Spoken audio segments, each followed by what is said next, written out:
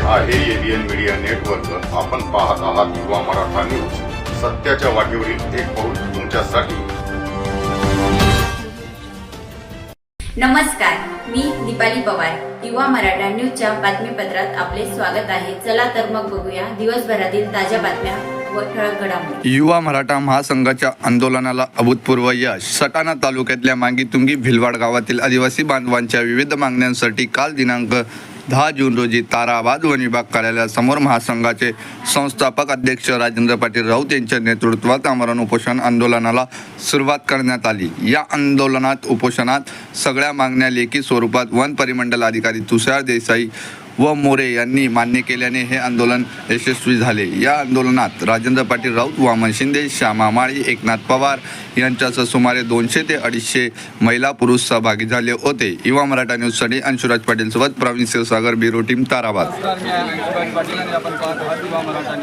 आता आपण आलेलो आहोत ताराबाद तालुका सटाणा जिल्हा नाशिक येथील वन विभाग कार्यालयासमोर. येथे आजपासून मराठा महासंघ नाशिक जिल्हा विभागाच्या वतीने जे मागणीच्या आदिवासी बांधवांच्या न्याय हक्कासाठी आंदोलन उपोषण सुरू होते.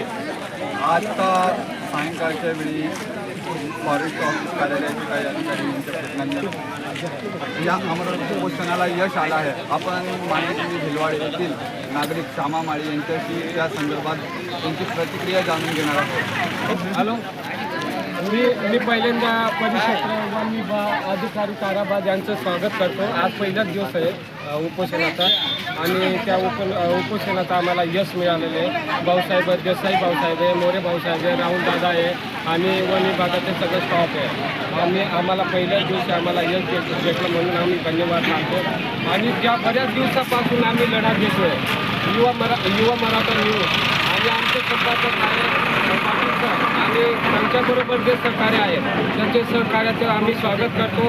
आणि जे आमचे सगळे गावातले जे नागरिक आहेत आणि स्थानिक लोक आहेत एवढ्या संख्येने उपस्थित झालं म्हणून मी माझ्या वतीने सगळ्यांचं स्वागत करतो पहिल्यांदा.